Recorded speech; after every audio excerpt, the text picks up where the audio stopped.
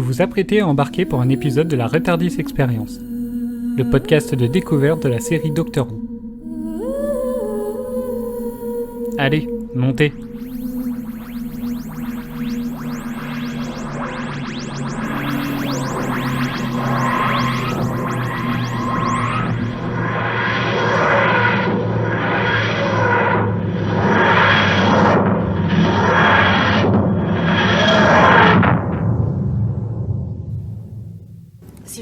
Si vous avez toute l'histoire pour choisir, pourquoi spécialement elle? Nous sommes pareils. Mais nous ne sommes pas pareils, nous n'avons rien en commun. Nous sommes pareils. Allez-vous-en d'ici. Allez-vous-en tout de suite. Renette, non. Elle est retournée dans le vaisseau. Rose, prenez Mickey et Arthur et suivez-la, mais surtout n'approchez pas. Surveillez-la seulement. Arthur? Oh non, pour un cheval. Non, vous n'allez pas emmener le cheval. Vous avez bien emmené Mickey. Allez, vite, vite, allez. À l'approche de l'automne, on pense déjà aux longues soirées à passer à côté de la cheminée avec un feu crépitant et une fillette dedans qui nous dit bonjour.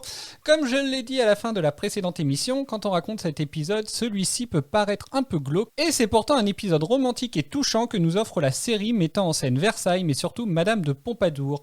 D'ailleurs, ne serait-ce pas le premier épisode de la nouvelle série qui nous offre un peu de romantisme? Tu es incomplet. Effectivement, c'est une intro pas très complète, mais on tentera de faire mieux la prochaine fois. Bonjour à tous et bienvenue dans ce nouvel épisode de Retardis Experience. Aujourd'hui, je suis accompagné de Doraline, Adèle, Maël et Pierre côté Wouvian. Hello. Hello. Salut.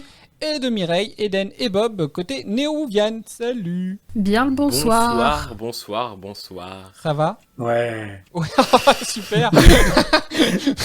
Ça se voit. Au moins, ça s'entend. au moins, il y en a un qui Merci, répond, Pierre. même s'il n'y a pas énormément d'engouement, au moins il répond. Tu veux que je mette plus Mais j'ai d'enthousiasme? J'ai cru que tu parlais au Néo-Wouvian du coup. Mais oui. Non, à vous tous. Alors, bon. Ça va. Bon, tant mieux. Bien, alors, comme dans cet épisode, le temps file, on ne perd pas de temps et on attaque celui du jour au doux titre de La Cheminée des Temps. Son titre original très difficile à dire avec un accent tel que le mien, The Girl in the Fireplace. Cet épisode, écrit par Steven Moffat et réalisé par Euroslin, a été diffusé le 6 mai 2006 au Royaume-Uni pour la première fois. On va donc attaquer directement par le mot, donc je vous écoute pour votre mot de l'épisode. Pour vous, quel mot conviendrait pour décrire cet épisode? Et je vais commencer par... Ah bah j'allais commencer par Mireille, mais comme elle est en train de bâiller... J'ai eu un moment de panique dans mon bâillement. Putain, faut pas qu'il commence par moi. Ouais. Donc on va commencer par Mireille, du coup. Mon mot, c'est attendrissant. Bob. Merci. Eden. Alors, Mireille, tu m'as volé mon mot, j'avais attendrissant. Adèle. Des os, pas des os. Chevaleresque. Doraline. Inexploité. Pierre. Moi, c'est enfin. Mel. Savoureux. Merci. À table. On va. Je suis curieux de comprendre le mot de Doraline du coup, mais on le verra un peu plus tard. Donc on va écouter le résumé qui aujourd'hui nous est offert par Pierre. Offert carrément. Ouais. Eh ben, allons-y. Hurlements, mouvement de panique, femme parlant à une cheminée en appelant le docteur. Bienvenue à Versailles dans ce nouvel épisode débutant par une vision cauchemardesque sur fond de musique classique. Après le générique, saut dans le temps, nous voilà 3000 ans plus tard au 51e siècle. On retrouve une vision tout aussi affreuse avec Mickey qui débarque dans le Tardis. Et oui, rappelez-vous, l'impossible est arrivé. Le docteur, donc accompagné de Rose et de Mickey, se retrouve alors dans un vaisseau spatial immobile mais avec plein d'énergie. Le docteur parle, lui, avec une certaine Renette, une enfant du XVIIIe siècle, à travers cette cheminée. Le vaisseau a percé à l'espace-temps et le docteur décide de venir découvrir la France. C'est là que le cocorico du coq de Maël aurait pu être bien utile, même si sous la neige on ne l'aurait peut-être pas trop entendu. Il se rend alors compte que le temps ne se déroule pas de la même manière des deux côtés de la cheminée. Un combat épée versus tournevis sonique débute alors et se termine à grands coups d'extincteur. Pas très fair-play tout ça. Le docteur revient auprès de Renette, mais elle a beaucoup grandi. Renette Poisson, future maîtresse de Louis XV, reine de France sans couronne, et comme le dit si bien le docteur, actrice, artiste, musicienne, danseuse, courtisane et le plus important, une fantastique jardinière. Bref, du haut level qu'on peut aussi appeler Madame de Pompadour. De leur côté, Mickey et Rose sont à la poursuite de l'androïde et découvrent que des yeux et des cœurs humains sont utilisés pour remplacer les éléments manquants du vaisseau. Et à ce moment-là, c'est le docteur qui demande au cheval de ne pas la suivre. On pourrait faire référence à la phrase de Mireille dans un des précédents épisodes. Le docteur surveille Renette et repasse au XVIIIe siècle pour la sauver de l'attaque d'un des androïdes. Il comprend alors que les organes humains dans le vaisseau ont été utilisés par les extraterrestres pour le réparer. C'est Renette qui est la dernière pièce manquante, mais encore incomplète. Le docteur, donc, avec son cheval Arthur, Rose et Mickey repartent au 51e siècle. Rose et Mickey sont à quelques minutes d'être utilisés à leur tour pour le bon fonctionnement du vaisseau. Ces machines semblent alors avoir trouvé le bon moment et retournent au XVIIIe siècle pour récupérer une partie de Madame de Pompadour. De son côté, Rose revient 5 ans avant pour expliquer à Renette ce qui se passera après son 37e anniversaire. Le docteur lui promet de revenir, mais ne vient pas lui-même le lui dire. Ce qui ne manque pas d'énerver la maîtresse du roi de France. Après avoir réussi à contrecarrer le plan des méchants extraterrestres, le docteur tente de montrer les étoiles à Renette, mais il revient trop tard. Il lit alors une lettre écrite par Madame de Pompadour, juste avant de mourir. Que d'émotions, mais à la fin on voit que le vaisseau porte le nom de la Française. Imaginons s'il avait porté le nom de Rose, ou même de Mickey. Mais pourquoi Tant de haine. Pourquoi le nom de Rose ou de Mickey? Parce que à la fin on voit Madame de Pompadour, donc ça aurait pu être Rose ou Mickey à la place. Et dans ce cas-là, c'est le cerveau de Rose ou de Mickey qui aurait été visé dès le départ. Le Mickey. Peut-être que tu voulais sauver Madame de Pompadour, quoi. Faudrait pas que ces plutôt robots ces deux-là, qui tiens. sont embauchés à Disneyland du coup. Mickey. Oh. Bah merci. Est-ce que vous avez quelque chose à rien. rajouter sur ce résumé? Non. Merci. Ouais. De rien. Pourquoi? Ouais. Bon, parce que je m'attendais à son merci. Il le fait à chaque fois, c'est même Au moins, la surprise, ce serait. C'est correct, au moins il remercie les gens qui ont fait le résumé. Alors, du coup, on va attaquer sur le ressenti global de l'épisode maintenant. Et j'ai envie de commencer par Eden. Qu'as-tu pensé de cet épisode? Bon, comme d'habitude, je vais pas être très original, c'est un épisode que j'ai apprécié, mais moi c'est pas mon préféré par contre. C'est peut-être le fait que, comme tu disais, ce soit un peu plus dans une ambiance romantique, un peu plus posée. Peut-être que on n'a pas trop vu d'épisodes dans ce genre-là, donc ça m'a peut-être un peu, je dirais pas gêné, mais j'étais peut-être un peu moins dans le rythme. Même si j'appréciais l'épisode, c'est pas celui que je retiendrai, quoi. D'accord. Mireille? Et contrairement à Eden, j'ai vraiment beaucoup aimé cet épisode. J'ai trouvé que tout le long, il y avait une ambiance assez légère qui était vraiment agréable. Et j'ai été vraiment attendrie par le personnage de Renette, par plein de choses dans l'épisode. Donc, j'ai vraiment beaucoup aimé. D'accord. Bob? Une fois de plus, je pense que je vais être sans surprise. Mais il m'a pas transcendé cet épisode. Il y a eu quelques passages que j'ai trouvé bien sympathiques. Mais sinon, il y en a certains qui m'ont fasciné aussi, comme les espèces d'horloges androïdes, droïdes, je sais pas trop comment on peut les appeler. Notamment les tic-tac qui m'ont juste fasciné. Mais sinon, il y a eu beaucoup de passages où c'est que je me disais... c'est longuet, c'est pénible. Et alors, par contre, je crois que là, j'ai atteint le summum de ce que je ne pouvais plus supporter chez Rose. On y reviendra dessus, mais on va explorer le TARDIS alors que ça fait 1 an qu'elle y est dedans. Je crois que ça m'a achevé. Non, le vaisseau, pas le TARDIS. Ah, c'était le vaisseau ? Oui. Tu vois, je l'ai détesté pour rien. Il n'a pas vu l'épisode. C'est un vrai sentiment. Hein ? Non, si, c'est juste qu'il a pas compris ce passage-là. Si. Ah si, j'ai vraiment vu en fait, je sais pas, je l'ai tellement pris en détestation que quand j'ai entendu avec son air en mode gamin auprès de Mickey, on va explorer le vaisseau ou le TARDIS ou je sais pas quoi, je me suis dit putain non mais elle se fout de la gueule du monde quoi. Et du coup, je me suis autant enragé pour rien. D'accord. Et puis alors, Non, mais on en parlera dans les scènes marquantes, mais j'ai encore été fasciné par une scène. D'accord. Doraline, est-ce que tu veux nous expliquer maintenant ton inexploité? C'est Avec ça, hein. plaisir. Nous t'écoutons. Alors, deux choses. L'idée sur les fenêtres de la vie de Madame de Pompadour, j'ai trouvé l'idée géniale, mais du coup pas assez exploitée à mon goût. L'intrigue et la résolution notamment, enfin, j'ai pas spécialement trop compris, ou est-ce que j'ai compris et on y viendra plus tard, et dans ce cas-là c'était super décevant. Et deuxième chose, pas assez exploitée à mon goût, la romance entre le docteur et Madame de Pompadour. D'accord. Adèle? Moi je suis team Mireille. J'ai bien aimé l'épisode. Je l'ai trouvé, je sais pas, je l'ai Super, trouvé. maintenant on a des teams.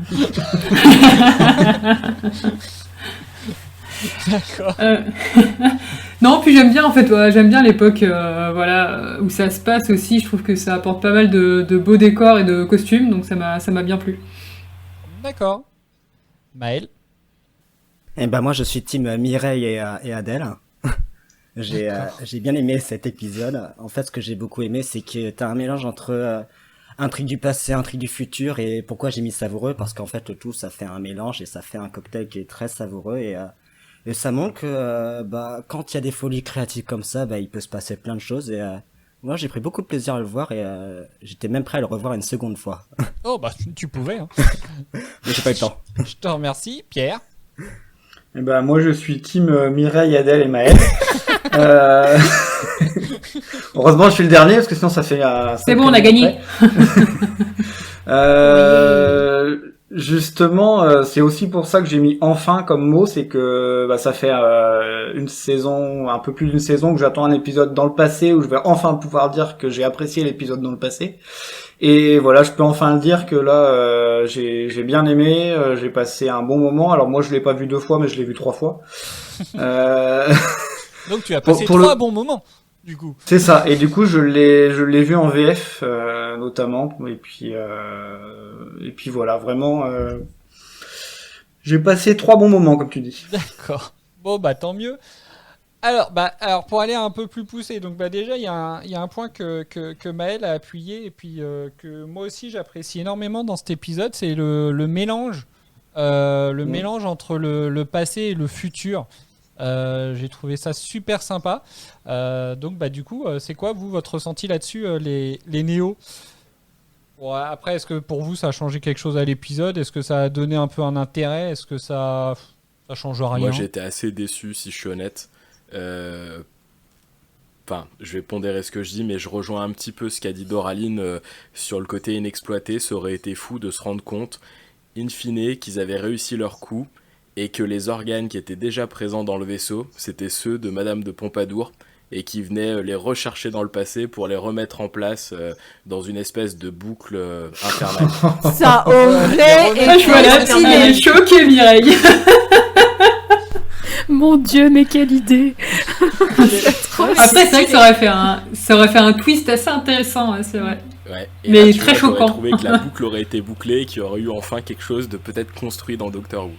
Ouais, ça aurait été trop dark pour Doctor Who, je pense. C'est vrai, hein, on passe quand même sur un... Là, on est un petit après tu sais, quand tu montres un cœur en train de battre, un œil qui sort d'un truc et tout, je pense qu'on est déjà un petit peu dans le côté foufou de la chose. Et puis, ils auraient pu amener ça de façon un peu classe, comme c'est le... Enfin, je sais pas si vous avez vu Prédestination, j'en avais déjà parlé, je crois, dans le podcast. Toujours pas vu. Personne l'a mieux regardé. Non. Formidable. Désolé. Vous êtes vraiment une équipe de ouf. Et j'ai plus envie de parler. Oh. J'avais oublié que tu l'avais mentionné, donc j'ai pas pu le regarder. Ouais, il en a rajouté. Tu veux vraiment qu'il parle plus du tout, jamais en fait, même pas que ce soir, juste jamais. Non, bon, du coup rien d'autre à ajouter dessus? Si, moi, pour revenir du coup sur ce que tu disais, Cédric, je suis complètement d'accord avec ce que toi et Maël avez dit. C'est un mélange qui est bien dosé, en fait. J'ai trouvé ça vraiment, vraiment cool, vraiment intéressant. Le seul truc qui me déçoit, c'est la fin, mais pas dans le même sens que Franck, parce que je n'ai pas que Bob, je suis pas aussi gore, mais mais je trouve que ça manque d'explications en fait sur pourquoi Madame de Pompadour, pourquoi elle, et du coup voilà, il y a juste ça qui me déçoit, mais sinon le reste j'ai vraiment trouvé que c'était bien bien fait, bien amené, bien dosé. Enfin voilà, j'ai vraiment, pour le coup, j'ai adoré l'intrigue et j'ai pas trouvé qu'il y avait de moments creux comme sur certains épisodes d'avant, quoi. D'accord. Eden. Alors non, moi du coup je suis plus team Doraline et Bob sur ce coup-là. Je trouve que l'idée de Bad est intéressante, ça aurait pu être super génial, mais je trouve qu'elle est pas exploitée à fond comme ça aurait pu l'être. Et c'est ça qui m'a un petit peu frustrée entre guillemets, parce que l'idée était vraiment cool et ça aurait mérité d'être creusé un peu plus pour voir quelque chose de vraiment cool. D'accord. Quelque chose à répondre, les Wolvian? Non. Ah non, bon. Rien à répondre. Bah alors, bon bah moi déjà je vais répondre à Mireille. Bah si, en fait tu l'as l'explication du pourquoi Madame de Pompadour, c'est tout simplement parce que le vaisseau s'appelle le Madame de Pompadour. Ouais, mais je trouve que ça me suffit pas en fait comme explication. Enfin, je sais pas En fait- si c'est juste le nom. Enfin, ouais, ça veut dire que là, potentiellement, il y a un vaisseau dans l'espace qui s'appelle le Mireille et il y a quelqu'un qui vient par mon armoire Ah, me c'est voir ça, pendant que je merci. dors. C'est exactement ça. Non, vraiment l'explication me suffit pas. Après, voilà, oui, alors après, peut-être qu'elle ne suffit pas, mais bon, voilà, c'est l'explication qu'ils donnent, et c'est aussi pour ça qu'à un moment, les robots disent nous sommes pareils, parce qu'en fait, ils fonctionnent, pour eux, ils partent du principe que Madame de Pompadour, c'est le vaisseau, quoi. Et donc, en fait, ils se disent qu'ils pourront réparer leur vaisseau avec les pièces de Madame de Pompadour. Enfin, c'est un peu le... C'est con, hein, puis c'est glauque, c'est dégueulasse, c'est tout ce que vous voulez. C'est la façon de dire, elle est très drôle avec les pièces de Madame de Pompadour. Non, mais parce que- C'est une voiture, non, le mais machin. non, mais parce que voilà, en fait, les robots, en gros, comme ils disent, hein, on est pareil. Donc pour eux, elle-même, c'est un robot qui a des pièces et ils veulent récupérer ces pièces pour réparer le vaisseau, en fait. Moi, c'est un peu comme ça que je vois le truc, du coup. Mais, Moi, je le vois un peu comme l'histoire du Bad Wolf, tu vois, une grosse hype et puis rien. Ouais. C'est différent Bad Wolf parce que Bad Wolf ça te met sur toute la saison. Là, c'est juste pour un épisode, donc. Ouais, enfin, Bad Wolf, honnêtement, après, ça il va. avait été rajouté sur toute la saison. C'était C'est vrai. vraiment... Il y a pas eu... Je pense qu'il n'y a pas eu le temps de... Il y a pas eu le temps de faire monter la sauce ou une certaine hype autour de Méchant Loup, alors que là, pendant tout l'épisode, tu es amené à te demander, mais effectivement, pourquoi Madame de Pompadour? Parce qu'il te montre jamais rien qui puisse te faire penser que c'est qu'il y a une logique là-dedans. Donc, je pense que je peux comprendre que voilà, qu'il y ait la hype qui est montée, puis qu'au final, ça retombe un peu comme un soufflet en fait à la fin quand tu vois qu'au final, bah, la seule explication, c'est que le vaisseau est le même nom. Du coup, ce que tu as dit tout à l'heure et que ce sur quoi Mireille a rebondi sur le fait que c'était à la fois dans le passé et dans le futur, bah du coup mon enfin il marche plus parce que ce que j'ai aimé dans l'épisode, il y avait aussi le futur. Ah oui. Donc, je suis déçu. C'est peut-être pour ça que t'as bien aimé. En Ouais, fait. mais j'ai quand même trouvé que le passé avait quand même une place prépondérante dans l'épisode, plus que le futur, j'ai l'impression. Moi, je vois plus le côté, c'est le futur qui vient vers le passé, donc c'est avant tout un épisode du passé où t'as des éléments du futur qui viennent. Ouais, puis c'est ce que j'allais dire du coup, c'est que quand j'ai fait le résumé au début, je m'étais dit bah faire en gros une opposition entre le passé et le futur. Et en fait, j'ai trouvé qu'il y avait beaucoup plus de choses à dire sur ce qui se passait dans le passé que sur ce qui se passait dans le futur. Bah, en soi, il y a Sachant très peu. que Vas-y. ce qui se passe dans le futur, ça concerne Mickey et Rose, donc on n'a pas forcément envie d'en parler non plus. C'est pas faux. Et puis ils ont pas non plus un temps d'écran énorme, donc ils ont C'est pas un temps surtout d'écran que- énorme, donc. C'est ça, c'est surtout qu'il se passe pas grand chose au final dans la partie future, à part le moment où ils sont pris en otage par les robots, et puis bah c'est tout quoi, le passage. Ah, où- s'il y a Arthur quand même. Dans le Oui, le moment où il trouve Arthur, le moment, enfin voilà. Mais il se passe pas énormément de choses dans le futur du coup, donc tout se passe quasiment dans le passé. Bah le futur, c'est Mickey qui découvre le futur, donc c'est comme un gamin qui ouvre ses cadeaux de Noël. Et c'est comme ça que je résumerai la partie du futur. Bah, d'ailleurs, en parlant de Mickey, j'ai trouvé qu'il était, enfin, je vais revenir sur lui encore, hein, mais j'ai trouvé qu'il était pas, il aurait pu être mieux exploité du coup. Bah, Tout le long où il y a quand même eu des passages où t'as aimé. Bah, disons que dans l'épisode précédent, j'avais essayé un peu de le défendre en disant qu'il avait servi à la résolution du problème, et cette fois-ci, bah, il a failli plus accentuer le problème que le résoudre en fait. Après, c'est pas un problème parce que je pense que c'est pas le sujet de l'épisode, c'est pas Mickey, c'est plus le docteur et l'intrigue amoureuse. Donc autant moi je suis un petit peu déçu par rapport à l'intrigue amoureuse qui va pas au bout, autant Mickey c'est pas trop grave. Hein. Ouais, je trouve que c'est un peu dommage quand même parce qu'il vient d'arriver dans le Tardis et au final ils enchaînent avec un épisode où il est quasi inexistant, enfin même avec Rose, hein, au final on les voit jamais, ils servent à rien. Hein. Enfin, je pense qu'ils étaient pas là, c'est comme clairement on voyait pas la différence et du coup je trouve ça dommage. Parce que l'idée ça aurait peut-être été de faire un épisode comme avec Adam où on le voit vraiment découvrir le truc et qu'il est quand même un peu dans l'intrigue quoi. Là il est pas du tout. Après c'est un peu comme Rose qui lors de son premier épisode se met dans un coin et pleure pendant qu'il se passe des choses. Hein. Ouais mais lui il le prend pas de la même manière, il a l'air quand même d'être un peu foufou à vouloir tout découvrir et au final il est pas dans l'intrigue, c'est un peu dommage je trouve. J'ai trouvé que c'était un peu le rajout comique en fait moi de l'épisode. Parce que la plupart de ces interactions en fait c'était des vannes. Quand il y a le robot qui dit il nous manquait les pièces, lui qui dit c'est toujours la même galère, il manque les pièces. Moi ce passage-là je trouve très drôle. Avec les mécanos, ouais. C'est ça, ou alors le passage aussi, le passage où il dit « Ah, bah dis donc, Sarah Jane Smith, Madame de Pompadour, Cléopâtre. Ouais, mais il a parlé de Cléopâtre qu'une seule fois. Ouais, mais il l'a appelé Cléo. Enfin voilà, moi je trouve qu'il y a ce ressort comique là, en fait, de Mickey.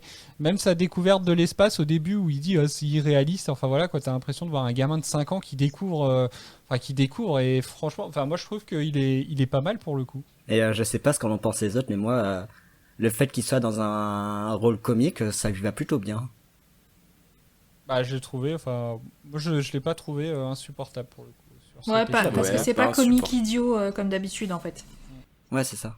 Il est peut-être moins premier degré aussi dans cet épisode. Typiquement, au début de l'épisode, quand le docteur leur dit vous bougez pas et qu'il va choper l'arme en mode tiens, on bouge pas. Ça aurait été dans les premiers épisodes, je pense qu'il aurait vraiment allumé Rose en mode bah non, le docteur a dit on bouge pas, donc on bouge pas.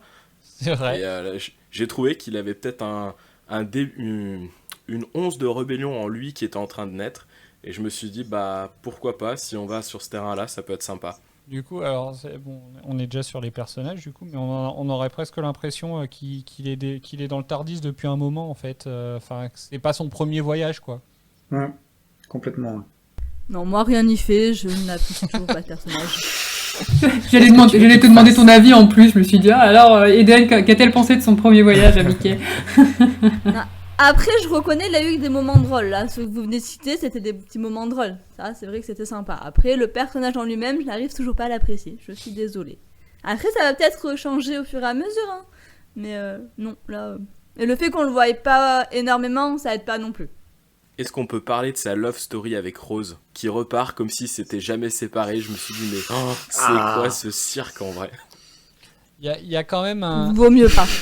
Il y a quand même un passage justement où il revient un petit peu à la normale. C'est au moment où ils sont pris en otage, où il se met à pleurnicher. Ouais, il est où ton merveilleux docteur là? Là, sur ce passage-là, tu te dis non, finalement, il est pas si drôle. Et du coup, ouais, effectivement, comme tu dis, Bob, voilà quoi. Justement, je voulais qu'on fasse un point love story avec Mireille.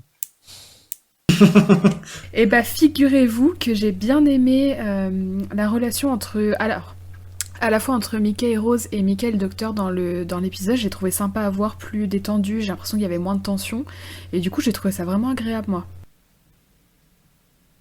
D'accord. Et Bob?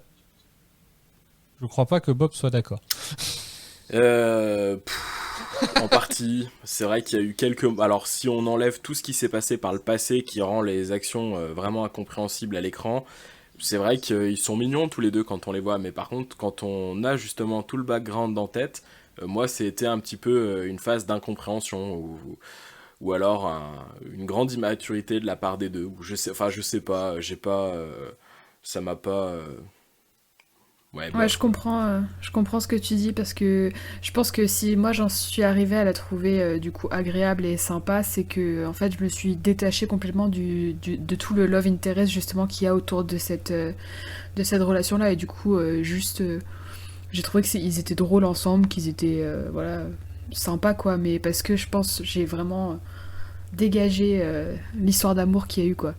Oui, c'est en ça. espérant qu'il n'y aura pas de nouvelles. En fait, c'est si t'as un... Si c'était le premier épisode que tu regardais et que tu découvrais en gros Rose et Mickey, en gros oui déjà tu te dis pas forcément qu'il y a une relation avant entre eux, tu vois plus une bande de potes, enfin deux potes et oui après je trouve que la relation paraît presque plus saine quoi sur cet épisode là en fait. C'est ça, c'est exactement ça. Je suis bien d'accord. Est-ce que vous avez autre chose à redire sur la relation Mickey Rose? La suite au prochain épisode. Ça a déjà été dit. Comme ça a déjà été dit par, je suis désolé, je sais plus qui, il y a une autre relation qui était intéressante dans cet épisode, c'était Mickey et le Doc. Et clairement, il y a une scène qui m'a vendu du rêve, c'est quand il a déchiré Mickey en mode pourquoi j'aurais pas un cheval dans le Tardis, on t'a bien amené toi. Et je me suis dit, c'est tellement méchant, tellement condescendant. Cette vanne-là, elle m'éclate. C'est pour ça que je l'ai choisi pour l'intro d'ailleurs, parce que c'est vraiment un des passages qui me fait le plus rire. Ça, avec c'est toujours la même galère, il manque les pièces. Ouais, mais tu vois, je pense que c'était pas méchant pour être méchant, c'était de la taquinerie et il m'a semblé qu'il y avait peut-être une vraie complicité entre les deux, où le Doc qui taquine un petit peu Mickey, mais pas de façon méchante. Oui, non, mais je suis d'accord. Ouais, contrairement au début où franchement quand il l'appelait tout le temps Rick et l'idiot, c'était un peu lourd et tu disais bon ça va, il mérite quand même pas ça. Là effectivement, comme Mickey maintenant il a vraiment plus de répondants, tu sens que c'est plus de la taquinerie, c'est plus sympa. Je suis assez d'accord. Bon, du coup, on va d'abord passer. Alors je vais passer un extrait où on découvre justement les robots. Et après, on va plus parler d'eux avant de rentrer plus sur des personnages, vraiment le docteur et puis Madame de Pompadour.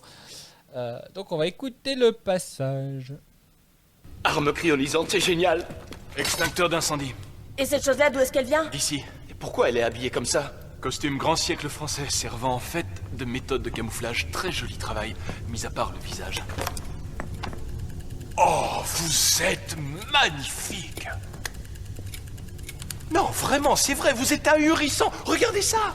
Un mécanisme de l'air cosmique, je l'adore, il me rend dingue. Écoutez, je parle du fond du cœur, et dans mon cas, j'en ai deux. Ce serait un véritable crime, un monstrueux acte de vandalisme que de vous démonter. Mais je le ferai quand même.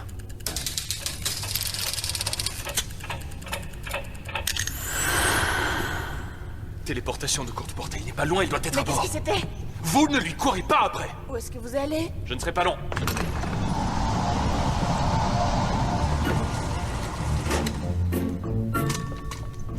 Il a dit de pas le pourchasser. Oui, j'ai entendu.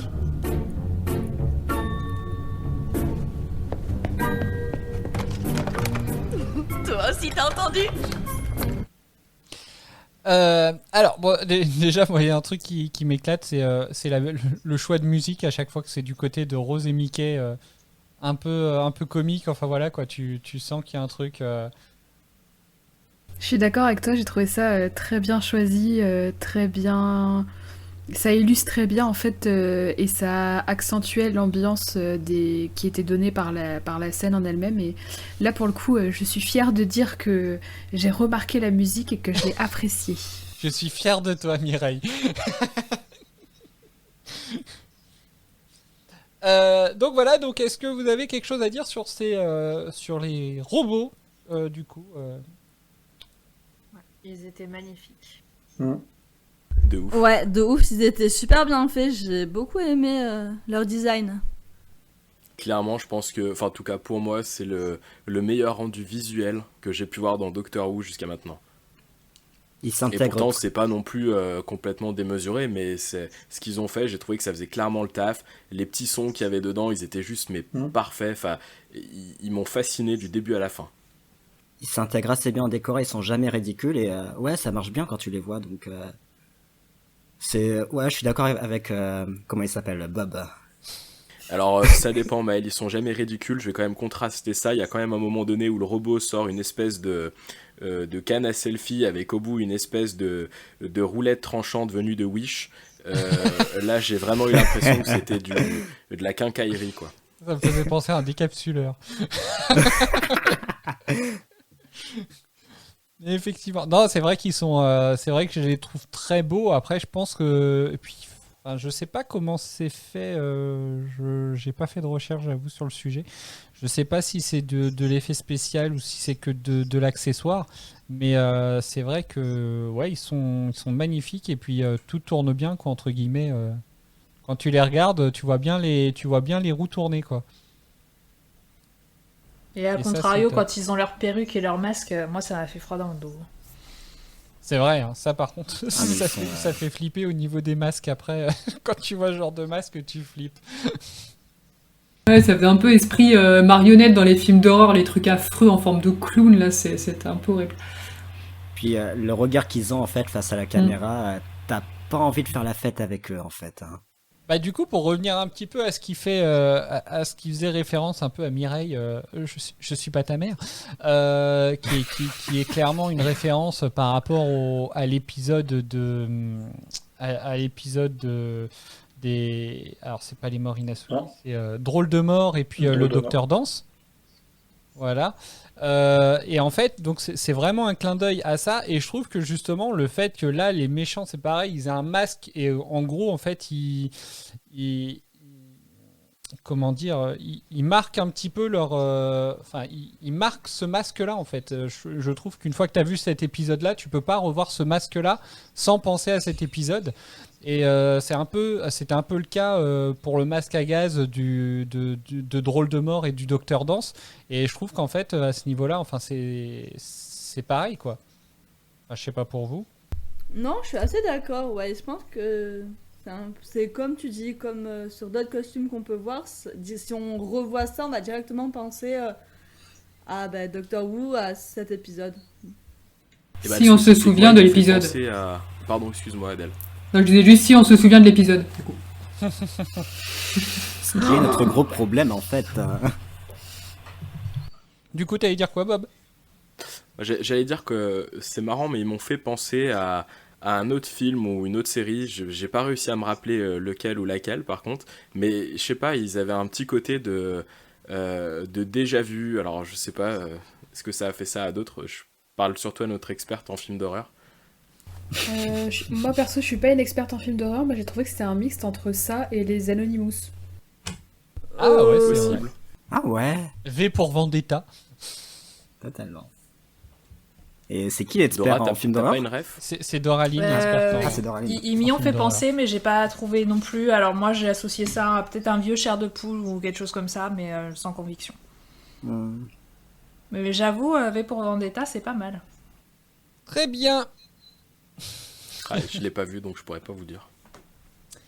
Très bien. Bon, bah du coup, on va passer maintenant à la fameuse Rainette de Pompadour. Qu'est-ce que vous avez à dire sur cette personnalité? Pomme de Renette et pomme d'api. Ah, je te remercie. Pomme de Renette et pomme d'api, tapi rouge. Pomme de Renette et pomme d'api, tapi gris. Je me suis donné pour Il a mission de vous la osé. mettre dans la tête pour la jusqu'à la fin de Ça l'épisode. spoil les blagues. Pour que vous me Ah, le détestiez bâtard. sur les 2 ou 3 prochains jours, en fait. Donc, je la Le mec, il repasserai anticipe une nos ou deux fois. blagues. Hein. Du coup, C'est là où je vois qu'on est bien connecté, Ced.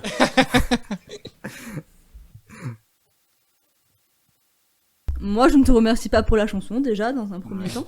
je t'en prie, ça me fait plaisir. Je me doute. Non, j'ai trouvé le personnage intéressant et j'espère de nos chers Yuvan, je sais même plus parler. Yuvan. Non, mais m'en voulez pas. Il est 22h presque, faut pas chercher. 21h38. Hein.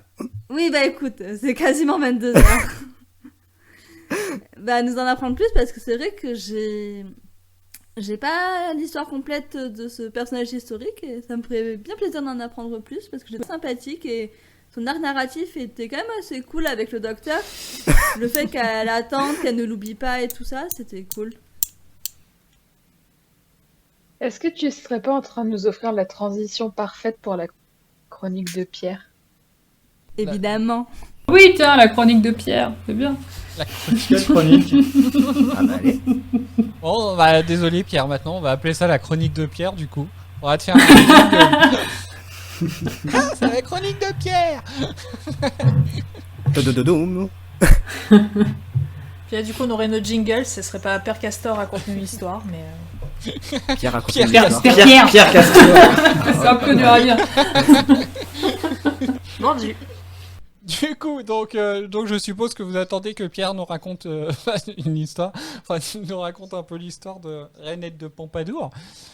Est-ce que tu as quelque chose déjà à nous raconter, Pierre? Bah, j'ai à dire que c'est pas moi. Ah, bah voilà. Vous allez être déçus. Puisque la chronique de Pierre, aujourd'hui, c'est moi qui l'a fait. Donc bah c'est Adèle Castor. Bon, après, j'ai pas fait non plus toute sa biographie, parce qu'elle est quand même assez longue.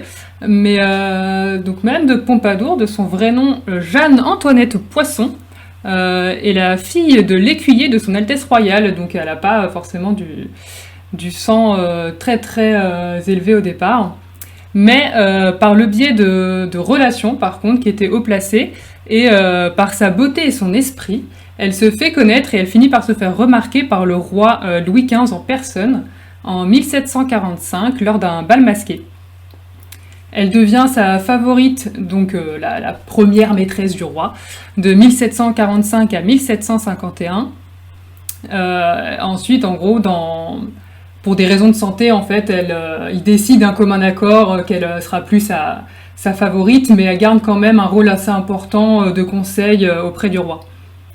Le roi lui offre notamment le domaine de Pompadour, ce qui lui permet d'accéder à la noblesse en devenant marquise et d'acquérir le nom de Madame de Pompadour.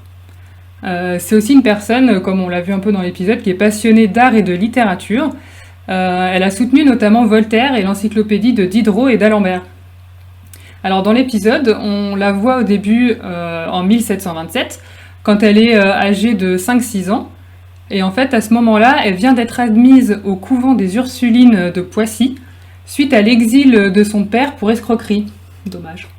Et c'est également dans ce couvent qu'on lui donne le surnom de Rainette, pour petite reine, parce qu'elle a une santé fragile et finalement c'est un surnom qu'elle portera plutôt bien tout au long de sa vie.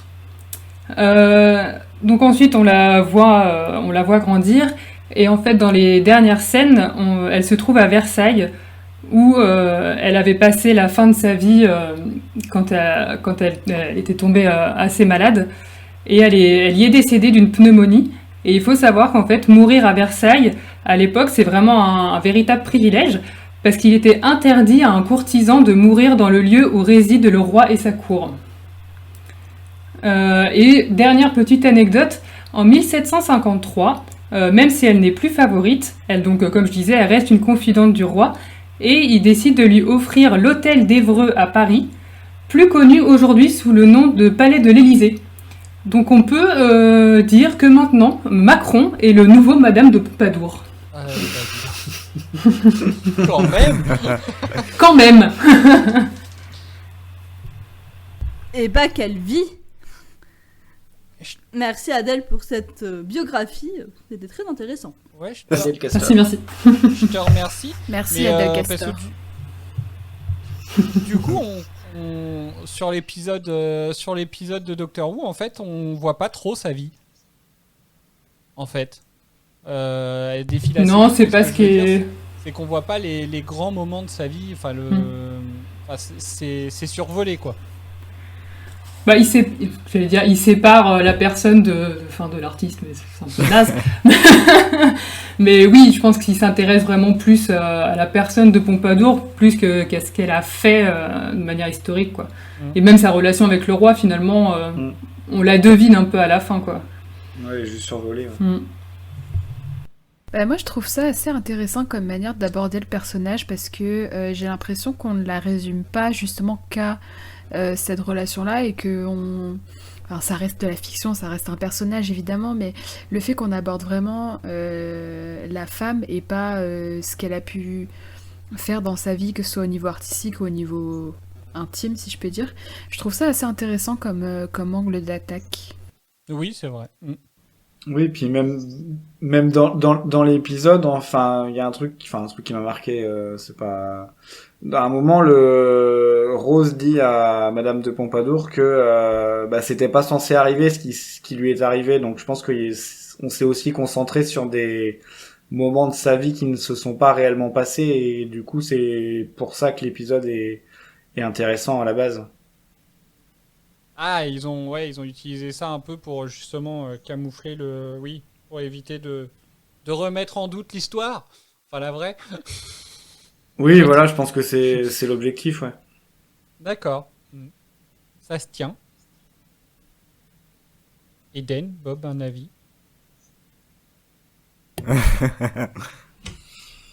Non. Moi, j'ai rien à rajouter. D'accord. Bob, non plus. Non. D'accord. Doraline. Vas-y, Doraline. Alors. Mais j'avais une question. Toujours dans le domaine de Madame de Pompadour, mais pas le même sujet. Est-ce que quelqu'un a compris ce qu'a vu le docteur quand il scannait son cerveau? Enfin, pourquoi la connexion se faisait dans les deux sens? J'ai pas compris ce détail-là. Alors, moi j'ai une théorie, mais avant ça, je vais passer le passage. On l'écoute. Homme de la cheminée, se promener dans la mémoire de quelqu'un d'autre. Vous faites ça souvent? Ce n'est pas dans mes habitudes. Ça doit être dur de résister. Quel âge avez-vous? C'est très impertinent ce genre de questions si tôt dans la conversation. C'est très prometteur. Ce n'est pas ma question, c'est la leur. Vous avez 23 ans et je ne sais pas pourquoi ils vous trouvent trop jeune. Oh, désolé, j'ai réveillé chez vous des souvenirs enfouis, effet secondaire. Oh, quel enfant si solitaire. Ça va passer, restez avec moi. Oh, docteur. Si solitaire, vraiment si triste et si seul. Comment ça, seul? Vous n'avez jamais été seul de votre vie? Depuis quand m'appelez-vous docteur? Un petit garçon abandonné. Seul par le passé et seul maintenant. Comment supportez-vous ça? Comment avez-vous fait? Une porte, elle était ouverte. Peut-être n'aurais-je pas dû franchir son seuil. Donc c'est ce passage-là? Oui. Oui. Est-ce que vous avez justement des théories du coup? Des éléments de réponse? Non. Bon, j'ai peut-être une théorie, mais peut-être pas terrible. Bah, on t'écoute. Peut-être que quand il sonde l'esprit de quelqu'un, il y a un espèce de canal bidirectionnel qui s'ouvre entre lui et la personne. Un canal qu'il arrive à obstruer, occulter lorsqu'il arrive à être maître de lui-même. Et en présence de Madame de Pompadour, peut-être qu'il arrivait un peu moins à avoir cette retenue. Et du coup, elle a pu profiter pleinement de cet accès. Alors, c'est pas comme ça que je l'aurais dit, mais ouais, je pense que c'est ça en fait. C'est en gros, oui, il a en fait, il a un peu, comment on peut dire, abaissé un peu les barrières, quoi. Il s'est un peu laissé faire parce que justement, peut-être le fait d'être un peu sous le charme ou enfin voilà quoi, avoir les sentimentalement proches, enfin voilà, ça doit être ça qui fait que, enfin je suppose. Ok. Il a ouvert la porte, quoi, du coup. Est-ce que nous le saurons qu'un jour? Ah bah ça, tu verras. Oui, peut-être dans un autre épisode. Mais là, enfin voilà, effectivement, moi, c'est ce que je pense, c'est que habituellement, oui, il arrive à rester maître de lui-même. Là, peut-être que il a un peu baissé sa garde entre guillemets parce que voilà, il avait confiance, et puis voilà, elle a réussi à comprendre aussi peut-être il y avait peut-être une synchronisation entre les deux qui a fait que voilà. Moi, c'est comme ça. C'est vrai que je me l'explique pas trop, mais il y a un, enfin, le docteur a l'air de s'être vraiment beaucoup attaché à elle au cours de cet épisode. Enfin, je veux dire, elle l'a vu tout au long de sa vie, alors que lui, il l'a vu pendant, je sais pas, peut-être 12 heures, un truc comme ça.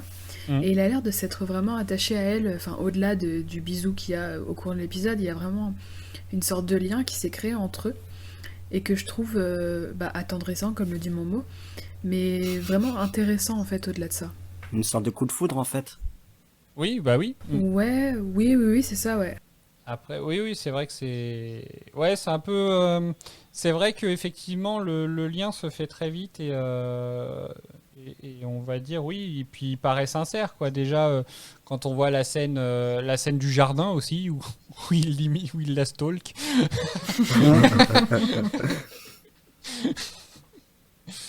Mais voilà. Est-ce que vous avez d'autres choses à dire sur ce sujet-là? Non. Non? Bon, si tout a été dit.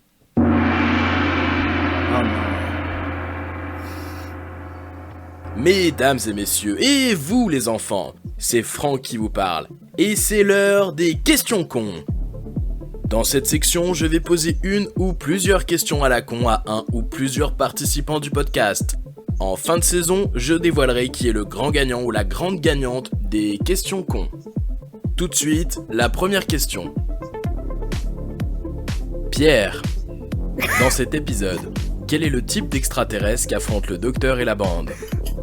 Raxacorico Falapatorius. C'est fou. C'est pas un glandu. L'arnaqueur. Eden, est-ce que tu veux gagner un point? Oui.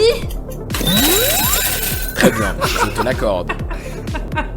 Mireille, termine la phrase que prononce le docteur en plein milieu de l'épisode lorsque le cheval le suit. Arrête de me suivre. Je suis pas ta mère. Très bien, je te l'accorde.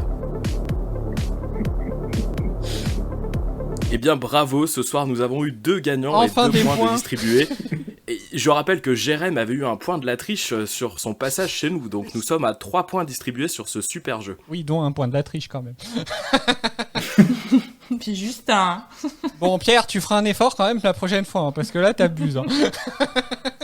Bah déjà, je l'ai prononcé correctement, c'est pas mal. Hein. C'est vrai. J'avoue que c'est déjà un exploit en soi. Bah c'est juste que je l'avais déjà dit une fois il y a à peu près 10 épisodes, donc c'était facile de le ressortir. Oui, vénère. Ah, je suis pas mauvais joueur. Oh, le mauvais perdant. Alors, bah du coup, est-ce que vous avez quelque chose à redire là sur au niveau des personnages? Peut-être, je sais pas, on n'a pas trop parlé. On a parlé de la relation entre Madame de Pompadour et le docteur, mais on n'a pas trop parlé du docteur en lui-même. Justement, un peu sa sensibilité, le fait qu'il arrive comme ça à s'ouvrir à une personne qui t'a... Enfin voilà quoi, il prend le risque entre guillemets de s'emprisonner entre guillemets dans l'année 1700, je sais plus, enfin l'année des 37 ans de Madame de Pompadour. Enfin voilà quoi, sans voyage, sans possibilité de voyage retour pour une personne qui connaît à peine, hein, comme disait Mireille. Au final, il l'a vu que pendant quelques heures. Donc voilà, je trouve que ça peut en dire long. Et moi, j'ai même trouvé que bah non, ça je le dirai après. Donc du coup, est-ce que vous avez quelque chose à répondre déjà là-dessus? Ouais, j'ai l'art de teaser un peu ce que je vais dire par la suite. Moi, j'étais assez déçu de son comportement au docteur. Parce que quand on apprend que Madame de Pompadour est décédée, paix à son âme, il aurait pu monter dans le Tardis et retourner la voir quelques instants avant qu'elle passe l'arme à gauche, de façon à être un soutien moral, et il l'a pas fait. Ça fait de lui une personne plutôt désagréable. Je rejoins Franck là-dessus, j'ai été très déçu qu'il aille pas la voir une dernière fois. D'accord. Je suis assez d'accord avec vous. Pour moi, l'histoire d'intrigue amoureuse, ça aurait pu être vraiment intéressant. Voir un docteur plutôt un petit peu fébrile qui raconte qu'est-ce qui se passe s'il est amoureux. Et moi, je trouve que ça va vraiment pas au bout, que ce soit dans la dramaturgie, que ce soit dans ce que les deux peuvent vivre. Et ouais, c'est un petit peu décevant. Ah, il a merdé à la fin. Il a merdé, il faut dire si, il a merdé. C'est pas volontaire. Il lui demande d'aller choisir une étoile et le temps qu'il fasse le va-et-vient, ça y est, elle est morte. Pour moi, il avait l'intention d'y retourner, mais ils ont pas eu le temps. Mais à ce moment-là, il prend le Tardis et il retourne 1 an avant qu'elle claque. Non, mais surtout que je crois que sa lettre, il la reçoit après, parce que c'est quand il y retourne, il voit du coup Louis XV qui lui transmet la lettre, il la lit, et là, elle dit qu'elle espère le voir une dernière fois, blablabla, et il y va pas. Quel crevard. Non, elle est déjà morte à ce moment-là quand il lui donne la lettre. Oui, mais justement... Oui, mais il peut bien revenir dans le passé. Ah, sérieux, elle est déjà morte? Ah oui, puisque c'est quand elle part, le cercueil part du château. Ah, c'est le cercueil, moi je crois qu'elle était dans le carrosse. Ah, mais pareil. En position allongée.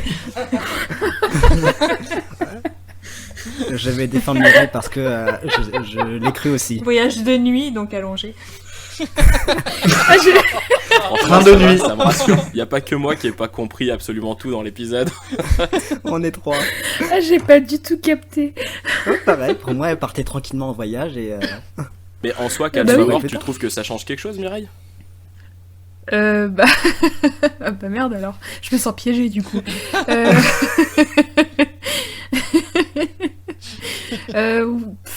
Bah du coup je comprends mieux pourquoi il n'y est pas allé, mais par contre comme tu dis il aurait pu prendre le Tardis et aller la voir quoi. Qu'est-ce qui nous dit qu'il ne l'a pas fait qu'on ne le voit pas? Moi tu sais, tout ce que je vois pas à l'écran ça n'existe pas. Après c'est pas trop son genre, enfin je sais pas si je me trompe, mais de rechanger le passé parce qu'il arrive trop tard. Enfin, bon, à part l'épisode en 1987, mais Oh, j'ai plus la musique. Alors, je suis presque déçue.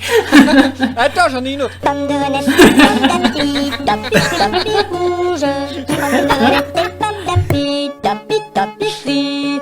Voilà. Bref. Mais ouais, j'ai pas l'impression que ce soit dans ses habitudes de revenir pour rechanger ce qu'il a déjà fait. Enfin, je sais pas si c'est très clair ce que je dis, mais... Ouais, si, mais en 87... mais peut-être pas tout détricoter, mais juste aller la voir, ne serait-ce que pour honorer au moins la parole qu'il lui a donnée, savoir qu'il allait revenir. Enfin, elle a passé le reste de sa vie à l'attendre, il est jamais revenu, et quand il sait qu'elle est décédée, il a même pas fait un saut dans le temps, ne serait-ce que pour lui faire un coucou, j'en sais rien, quoi. Enfin, moi, je sais que bon, voilà, j'ai trouvé ça dommage, après. J'imagine bien, le gars. Hey, je passe faire coucou, je repars. Pardon. Non, mais, alors, est-ce que quelqu'un d'autre a quelque chose à répondre? Non, moi, c'est juste par rapport à Adèle, c'est pour moi, quand il revient en 1987, c'est surtout par rapport à Ross. C'est Ross qui lui demande d'aller voir son père une dernière fois. C'est Ross qui déclenche un peu tous les événements de cet épisode. Lui, de lui-même, il aurait jamais fait ça, en fait. Oui, c'est ça. En plus, il le fait, mais pas... Enfin, c'est pas de sa volonté de sa part, quoi. Il le fait mais oui, pour moi, c'est pas dans ses habitudes de le faire pour n'importe quelle raison. Il va pas refaire ce qu'il a déjà fait, ce qu'il a déjà vécu. Je suis tout à fait d'accord avec toi. Mais ça n'empêche pas que. Mais oui, ça aurait été mignon. Sensible aurait pu y aller. C'est vrai. Comme moi. Alors après, donc moi, il y a plusieurs choses qui pourraient être répondues là-dessus. Déjà, c'est peut-être le fait que bon, après, moi, je cherche peut-être trop des excuses. Déjà, le fait qu'elle soit décédée pour lui, il s'est peut-être dit que de toute façon, voilà, dans tous les cas, elle décède. Donc, dans tous les cas, pourquoi y retourner pour se faire mal à lui et à elle aussi? Enfin, voilà, moi, je pense que à partir de là, il a peut-être déjà, lui, commencé son travail de deuil qu'il aurait peut-être pas pu faire s'il avait fait ça. Après, c'est vrai que pendant l'épisode, à un moment justement, Rose lui dit pourquoi on n'utilise pas le Tardis. Alors il y a un petit looping scénaristique qui fait que comme ils font partie des événements, ils ne peuvent pas utiliser le Tardis. Bon, ça c'est... Moi je trouve que ça c'est un petit peu l'excuse facile parce qu'il y a des épisodes dans lesquels ça passe, des fois ça passe pas, enfin voilà. Oh, il y a bien pire dans cet épisode, mon gars, il y a bien pire. Oui, non mais enfin voilà, oui, non mais oui, je parle... Là. Mais voilà. Facilité narrative. Et après, par contre, ce que je me dis, et en fait, c'était ça un peu que je teasais tout à l'heure, c'est marrant, c'est qu'en fait, moi, ça m'a ramené un petit peu à justement ce qu'il disait ce qu'il disait dans l'épisode précédent, de voir justement les gens qu'il apprécie, en fait, qui meurent. Et je pense, en fait, je me demande s'il a juste... Comme par hasard, l'épisode suivant, en fait, il s'attache à une personne. On voit toute sa vie sur un seul épisode. Et est-ce que justement, ça lui rappelle pas ça? Et c'est pour ça qu'il a même pas cherché à revoir, à y retourner, même avec le Tardis, du coup. Ah, c'est possible. Allez, ça tient. Je suis plus fan de ta théorie que celle d'Adèle. Eh ben, je te crotte, voilà.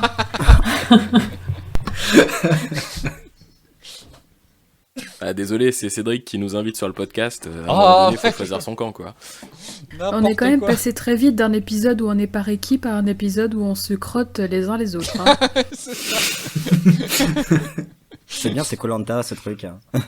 Non mais donc voilà. Mais après c'est vrai que c'est un épisode où on le voit vraiment, où on le voit sensible quoi. Du coup même si pour vous il y a un petit côté insensible sur cette fin là, je trouve qu'on le voit quand même sensible. Voilà, je sais pas. Et puis mine de rien, le fait qu'il ne la revoie pas, ça amène une fin qui est plutôt amère. Donc moi je suis déçu, mais je comprends le choix qu'ils ont fait. Totalement d'accord avec Maël. Ouais, je suis d'accord aussi parce que je dirais pas que on le voit insensible à la fin parce que en vrai quand tu réfléchis, que tu mets en perspective tout ce qu'on a vu avant, etc. Notamment dans l'épisode avec Sarah Jane où il expliquait à Rose que il voyait les personnes vieillir alors que lui il changeait pas. Quand t'as ça en tête, du coup ça explique en fait qu'il soit pas retourné la voir. Ça paraît logique, ça fait sens. Et ouais, tout à fait. Et même si je critique l'acte de pas y être allé, honnêtement, en termes d'un point de vue scénaristique, je pense que la fin était bien plus dramaturge et comme l'a dit Maël, amère, et au final mieux en termes, pour nous spectateurs, d'être comme ça plutôt que d'être autrement. Et là, pour revenir justement à Mickey, c'est ça qui est, entre guillemets, qui est marrant, c'est qu'à ce passage-là, justement, à la fin, quand le docteur il est triste, c'est Mickey qui va prendre Rose par la main et qui va lui dire « Viens, on va faire un tour », parce qu'il a bien compris qu'il avait besoin d'être un peu tout seul, quoi, du coup. Et là, au final, c'est presque Mickey qui prend soin du docteur plus que Rose, qui, elle, voudrait peut-être être là et puis qui l'a un peu mauvaise, je pense. Elle aussi, ça lui laisse un goût amer, cette histoire. Donc, voilà. Et vous voyez que Mickey a un peu de profondeur. Oui, mais moi, j'ai retourné ma veste, donc je suis d'accord avec toi. Alors par contre, donc le passage que tu soulèves Doraline, qui est le passage où Rose dit mais pourquoi elle, d'une façon où elle l'attaque. Alors je sais pas si c'est le fait de le voir moi je l'ai vu qu'en VF ce passage-là. Du coup c'est à partir de là que j'ai lancé l'intro tout à l'heure. Je sais pas si en VO ça s'entend plus l'attaque, mais moi je vois pas d'attaque en fait. Je vois la je vois une Rose qui, effectivement, il y a un peu de jalousie, mais c'est pas entre guillemets de la méchanceté dans le sens, pourquoi elle vaut rien, un truc du genre. Enfin, je sais pas comment. De la jalousie, ouais, pas de méchanceté, mais jalousie, encore une fois. Ouais, c'est ça. Et il y a plusieurs regards dans l'épisode où tu vois bien qu'elle est dégoûtée qu'il soit pas amoureux d'elle. Que le docteur soit pas amoureux d'elle. Enfin, oui, effectivement, de toute façon, elle est jalouse, elle crève de jalousie, ça se voit pendant tout l'épisode. Mickey il en joue bien aussi d'ailleurs, ça le fait marrer, la preuve, le coup il énumère un petit peu tout le monde pour bien la faire enrager et tout, ça aussi ça l'éclate pas mal, mais donc voilà, je crois qu'on a fait le tour au niveau du docteur aussi. Non, si vous avez rien d'autre à rajouter. Non, c'est bon. Je suis sûr que j'oublie un truc, ça m'énerve. Je suis sûr que j'oublie un truc et puis ça va me revenir quand on aura arrêté l'enregistrement. C'est pas grave. C'est pas grave. Ok, alors est-ce que vous avez des éléments marquants que vous voulez ressortir un petit peu? Moi j'ai noté je vais laisser parler Ouviane sinon, mais moi j'ai eu un échange entre Renette et le docteur qui m'a pas mal plu. Je vais voir s'il est cité par quelqu'un d'autre. Il tease. Mireille, un élément marquant?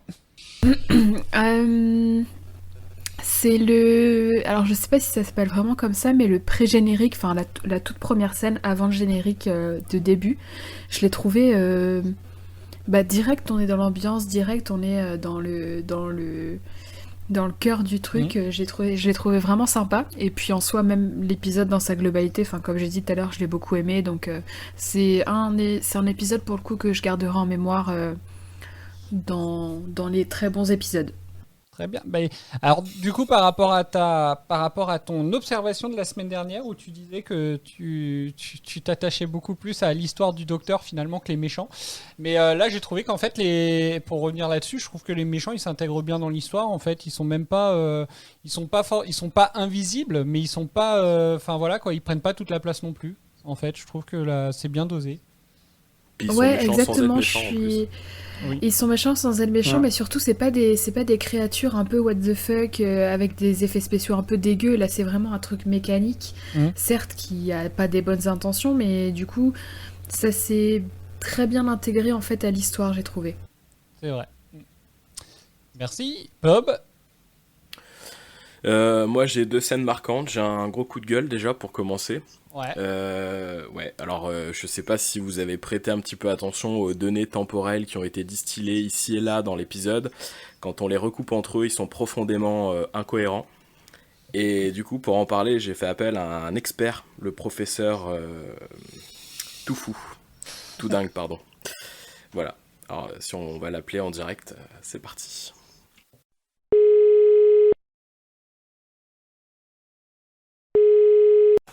Professeur, bonjour, c'est Bob à l'appareil. Je vous appelle en visioconférence avec l'intégralité de l'équipe Retardis Expérience pour savoir si vous avez pu avoir, si vous avez reçu les données que je vous ai envoyées sur l'épisode et savoir si vous avez pu les traiter.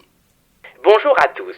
Mon cher Bob, j'ai bien reçu et analysé toutes les données que vous m'avez envoyées. Il en résulte en effet, après moult calculs, une erreur de taille. Je vais essayer de vous expliquer tout cela. Dans l'épisode, on nous donne 3 indices temporels importants. La petite fille a 7 ans environ au début de l'épisode. Nous apprenons que 5 minutes d'attente derrière la cheminée pour notre cher gardien du temps équivaut à plusieurs semaines, voire plusieurs mois dans la vie de cette dernière. Partons sur 3 semaines pour minorer l'écart qui va suivre. Un peu plus tard, nous apprenons que le vaisseau est stationné depuis 1 an. Et que ces 1 an représentent environ 15 ans dans la vie de la Terrienne, puisqu'elle passe d'environ 7 ans à 22 ans. En croisant ces 2 données, nous obtenons une belle erreur de perspective temporelle, ou comme le dirait notre cher Maël, une facilité scénaristique grotesque. Car, je vous explique, si pour l'exemple, nous prenons 1 an passé à bord du vaisseau, que nous multiplions cela par 365 jours, de 24 heures, de 60 minutes, que nous divisons les 525 600 minutes obtenues par 5, et que nous multiplions cela par 3 semaines, nous obtenons 315 360 semaines, soit environ 6000 ans sur Terre. Vous voyez donc bien le décalage de 6000 vs 20 ans. Eh bien, merci professeur Toudingue pour ces explications, j'en suis sûr très claires. Mais tout naturellement à votre service, mon cher Bob. Merci. Voilà, merci. Donc pour ceux qui... alors nous on enregistre à 22h, je me suis endormi moi-même avec cet enregistrement. Pour nos auditeurs, bon courage. N'hésitez pas à réécouter l'épisode pour comprendre ce truc incompréhensible. J'en dirai pas plus parce que c'est assez décevant. Je vais passer tout de suite à la scène positive qui m'a marqué. Alors sans surprise par rapport à ce que je disais la semaine dernière, j'ai été émerveillé par Arthur qui a explosé le miroir pour arriver au milieu du salon de bal, et donc ça rejoint les très nombreuses scènes d'explosion de vitres, de miroirs, de vitrines en tout genre que j'ai dans la tête. Merci Docteur Who. Alors l'as-tu vu Franck, la doublure du docteur sur ce passage? J'étais tellement subjugué par ce qui se passait que toutes les facilités narrastiques, toutes les facilités... Scénaristique, merci. Narrative. Toutes les choses mauvaises qu'on peut avoir dans Doctor Who à l'habitude, j'en ai eu strictement rien à foutre. C'est une doublure qui fait cette scène-là? Alors, moi j'ai vu une doublure avec une nuque longue, le truc horrible. Quand tu regardes les cheveux de David Tennant et ses cheveux sur ce plan-là, c'est flagrant. Alors c'est possible que ce soit lui. C'est quand il fait, c'est quand le cheval se met sur 2 pattes. Parce que quand c'est lui qui passe à travers la vitre, par contre, c'est bien tenant, on voit bien, mais à mon avis, c'est plus une image. Ouais, puis j'ai même vu le making of, donc il me semble bien que c'était lui. Non, mais par contre, quand le cheval se met sur 2 pattes, là, oui, effectivement, il y a une nuque longue. Donc là, c'est peut-être pas lui, je pense. Par contre, j'espère pour le poney qu'ils avaient mis une vitre en sucre ou autre, histoire de pas blesser la pauvre bête. Je te dis ça dans quelques instants. Pour répondre au coup de gueule, alors je suis assez d'accord sur le passage. En fait, alors je sais pas l'avis des autres. Et encore, attends, j'ai pas voulu aller plus loin avec le professeur tout dingue, mais la réalité c'est que peu de temps après, on découvre le passage où le docteur repart 5 minutes derrière la cheminée et revient et que la nana a canné. 5 minutes représentent maintenant plusieurs années. 7 ans. Donc avec mon exemple pris plus tôt, on serait à pas loin de 100 000 ans d'écart. C'est grotesque. Ouais, non, mais il le dit, le docteur, qu'il y a une mauvaise connexion. Mais Non, Ah oui, mais c'est a pas, pas de c'est réseau. pas forcément régulier D'accord. du coup. non, mais parce que en fait, comme ils disent, sur le vaisseau, sur l'intégralité du vaisseau, il y a plusieurs passages, plusieurs fenêtres. En gros, Ouais, mais là, ils étaient tous sur la cheminée, donc ils oui, devraient oui, être non, mais cohérents. c'est ce que j'allais dire en fait. Effectivement, les plusieurs fenêtres sont à différents passages de sa vie. Par contre, effectivement, il y a toujours cette cheminée-là. Par contre, cette cheminée-là, effectivement, je pense qu'elle a un sacré bug parce que effectivement, à chaque fois, ça passe assez vite. Eden, et toi, quels sont tes éléments marquants? Ouais, bah moi, Franck m'a volé mon élément marquant, puisque c'était la scène dont je voulais parler, celle où notre très cher Arthur défonce la vitre pour venir sauver Renette et tous les invités du bal. J'ai trouvé cette scène vraiment trop bien. Et ça a réveillé en moi mon instinct de cavalière où j'étais mais ça y est, je veux remonter à cheval, ça me manque. Toi aussi, tu veux péter des vitres? Ouais. Moi, j'adore son clin d'œil, le clin d'œil qu'il fait à ce moment-là. Moi, ce passage-là, enfin voilà, il m'éclate parce que t'as vraiment, il est tout sérieux en fait quand le cheval il atterrit et puis il regarde Renette, il fait son petit clin d'œil et puis là tu regardes, il a un sourire mais on dirait un gamin de 5 ans quoi. Mais de ouf. J'aime beaucoup. Et Adèle, tu pourras m'envoyer la vidéo des making-of, ça m'intéresse de voir ça. Oui, je dois la voir quelque part, ouais. Je t'enverrai ça. Trop bien. Il faut un making-of pour chaque épisode? Ou c'est un making-of de saison, pardon? Je crois que c'est... tu dois avoir des making-of de quasiment tous les épisodes, je pense. Là, celui-là, je l'ai regardé parce que c'était une anecdote que j'avais en anglais et je voulais être sûre de comprendre. Mais je crois que c'est des bonus que tu trouves sur les DVD, des trucs comme ça, je crois. Ok. Arrivez-vous vos éléments marquants? Bah tiens Adèle. Moi, hormis la phrase... Hormis la phrase « Tu veux bien arrêter de me suivre, je suis pas ta mère » où j'ai vraiment énormément rigolé, mais pas parce que ça faisait référence à un ancien épisode, mais parce que ça faisait référence à Mireille. Il y a un autre moment où j'étais un peu choquée, parce que je m'y attendais pas, c'est quand tout d'un coup ils se rendent compte que l'odeur de viande grillée qui sentent depuis le début de l'épisode, en fait c'est de la viande humaine. Et moi j'étais genre « Ah mon Dieu !» À ce moment-là, j'avoue, j'étais un petit peu mal. Voilà. Coraline. Pour continuer sur ma bonne lancée, il n'y a rien de spécial. Encore? Mais il n'y a jamais rien qui te marque? Si, à la rigueur, j'avais noté les scènes où le docteur se vante d'avoir embrassé mademoiselle de Pompadour et quand il arrive avec ses lunettes de soleil et sa cravate sur la tête, j'ai trouvé ça très drôle et très fun. Ah, j'aime beaucoup. En plus, je trouve j'ai réagi à ça en re-regardant l'épisode, je trouve qu'il a un peu le look qu'il a dans God Omens. Ouais, le pas look mal. de Crowley, et je trouve qu'il a exactement le même look, les lunettes rondes de soleil et tout, enfin voilà, très classe effectivement, ça lui va bien. Maël? Eh ben mon cher Cédric, je n'ai pas d'éléments marquants pour cet épisode, comme pour les anciens épisodes. Bon, Pierre, il doit en avoir au moins un sur 3 visionnages quand même. Non, j'ai un échange entre, du coup, comme je disais, entre Renette et le docteur, mais c'est très très court, c'est juste quand... Renette lui demande What the monsters have nightmare about, et que le docteur répond moi. J'ai trouvé que c'était très bien placé. Oh, quelqu'un peut me traduire? Bah en gros c'est que le docteur doit dire que tout le monde a des cauchemars à propos de monstres, et du coup Renette lui demande mais de qui les monstres ok. Les monstres ont des cauchemars, et le docteur répond moi. Et à ce moment-là, il me semble qu'il est contre la cheminée, justement, et il repart dans le futur. Je me demande si j'ai pas lu que cette question-là avait déjà été posée à un docteur de la série classique, et que du coup que ça faisait référence. Il me semble avoir lu ça en cherchant des anecdotes, ouais. Aïe aïe aïe. Et il avait répondu la même chose, évidemment. Quelle idée. Tu veux dire qu'il recycle les dialogues là? Exactement. Bah non, c'est bien, c'est écolo. Tu penses qu'il recycle les Daleks aussi? T'inquiète pas, tu les reverras, Franck. Tu vois, il te manque. Bon, bah du coup, si vous avez plus rien à ajouter sur cet épisode, bah on va passer aux anecdotes. Attends, avant de lancer les anecdotes, je voudrais juste balancer une info à Doraline. Quand tu m'as dit que j'étais parti peut-être un petit peu trop loin en imaginant qu'on aurait pu utiliser les pièces de Madame de Pompadour pour refaire le vaisseau et que c'est peut-être un peu trop trash pour Doctor Who, on vient quand même de parler de viande humaine grillée qui sentait le poulet rôti. Bref, passons à la suite.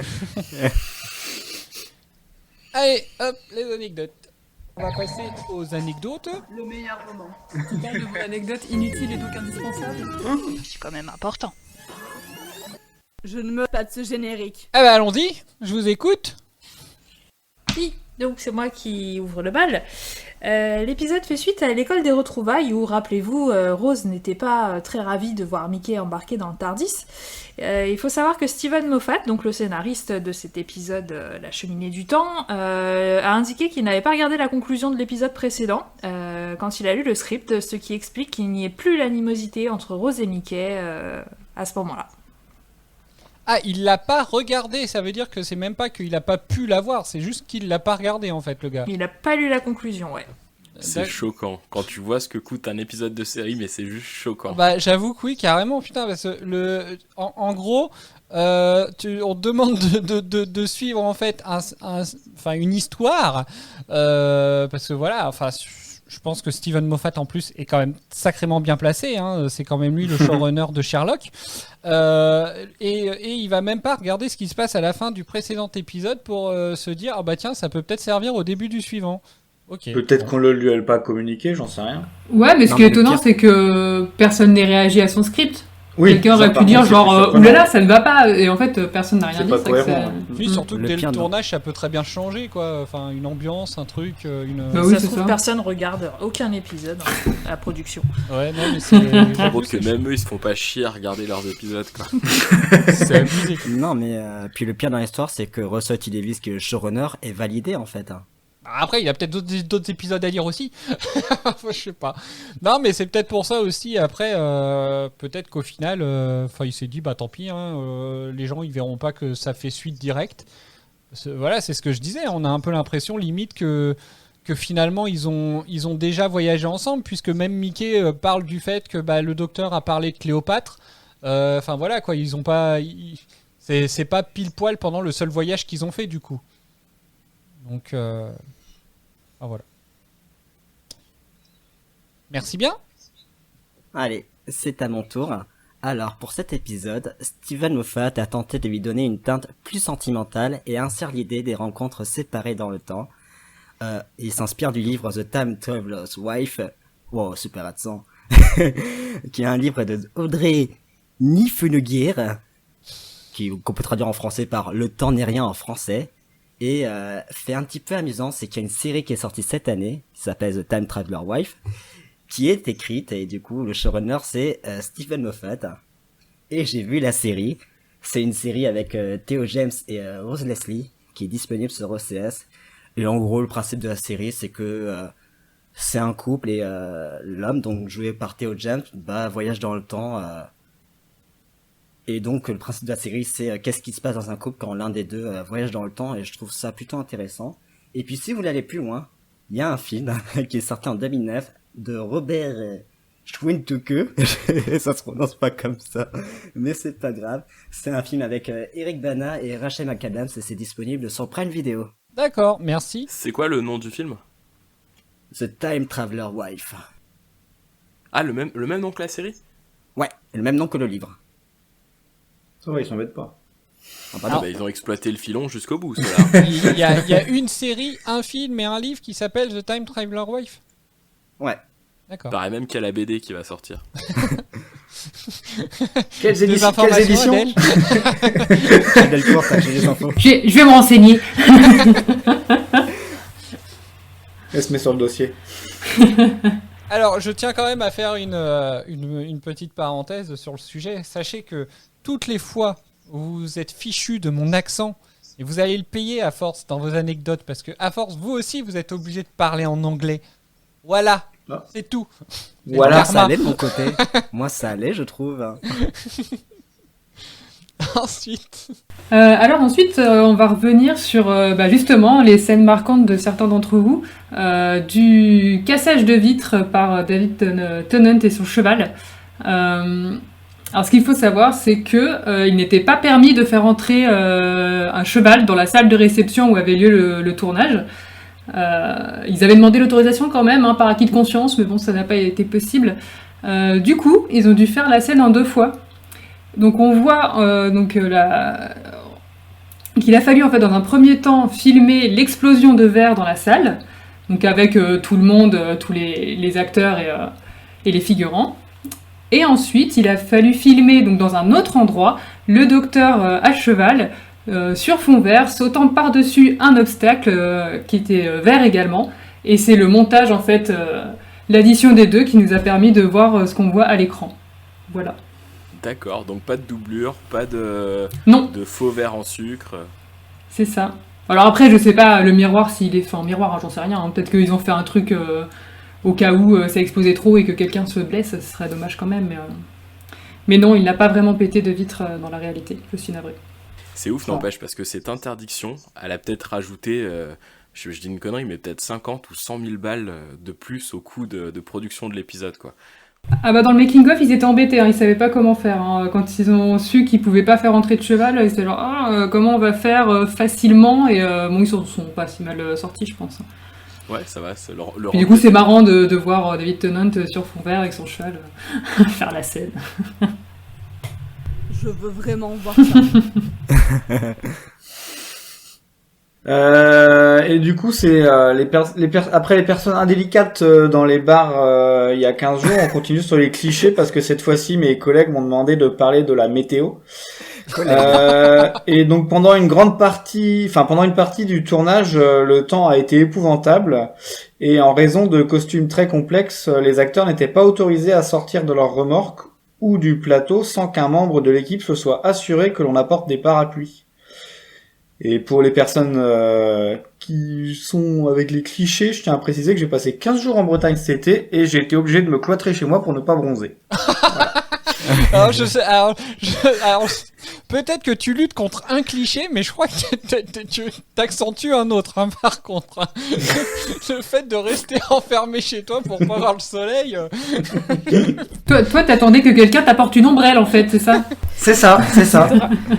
C'est Dracula, le mec. Si vous invite, méfiez-vous. Du coup, ça se voyait quand même cette histoire de temps. Au moment où ils sont dans le jardin, même quand ils sont dans le jardin par soleil, ils ont le parapluie, quoi. N'importe quoi. Je parle dans la série, hein. Je parle ouais, pas ouais. de ça, hein. Ouais. Voilà, c'est tout pour moi. Merci. Alors, le cerveau des extraterrestres fonctionnait vraiment.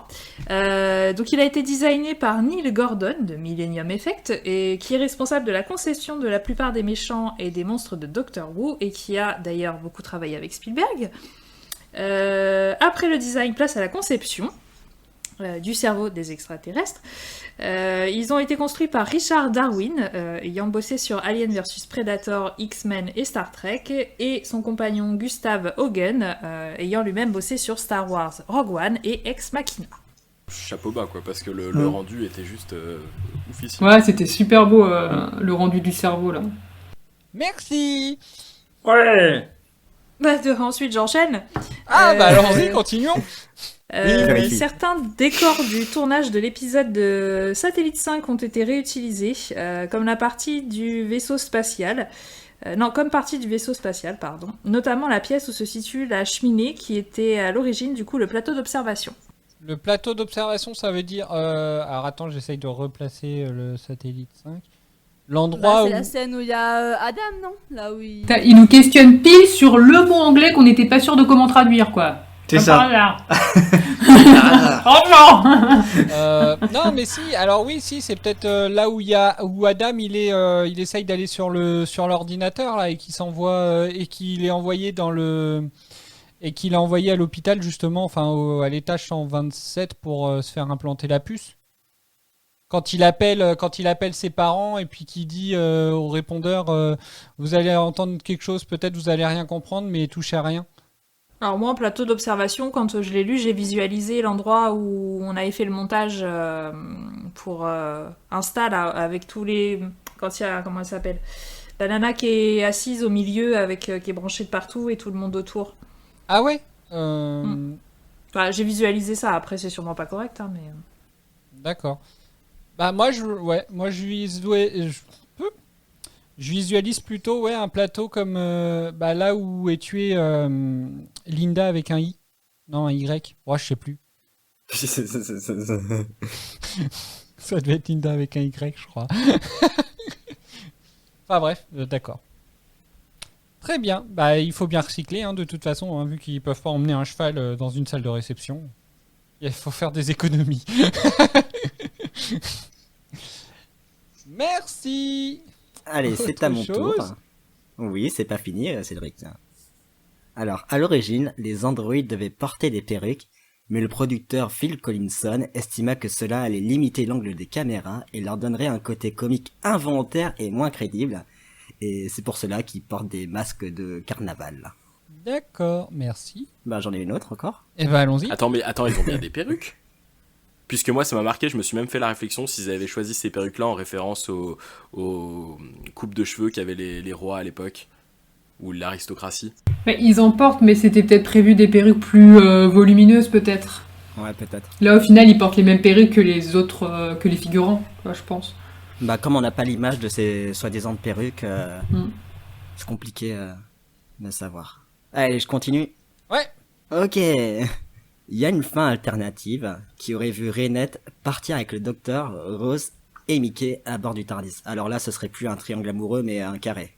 Bah, et puis là, ça voudrait dire, pour faire plaisir à Bob, que le docteur serait reparti dans le passé. Attention, ça m'aurait pas fait plaisir parce que je pense que ça aurait été mieux en termes de comportement du docteur. Par contre, la fin, pour nous, elle aurait été plus merdique.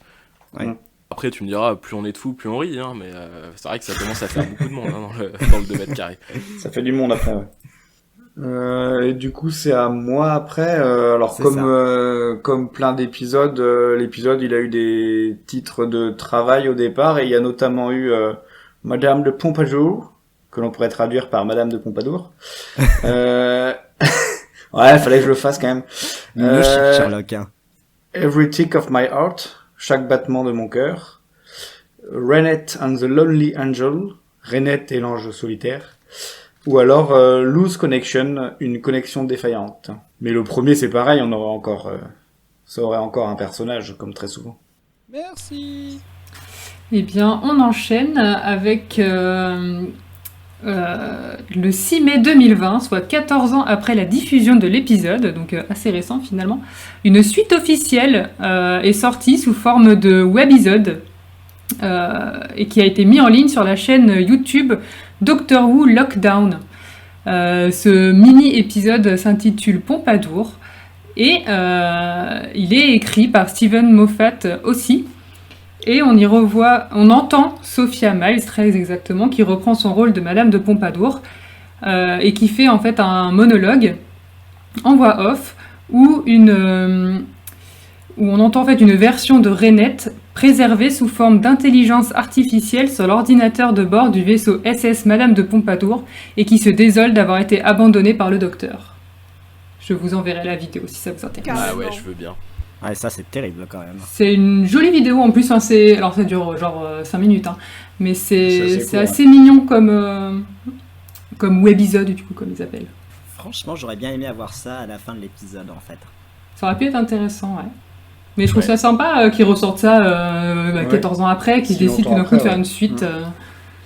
Oui, c'est facile à intégrer en plus.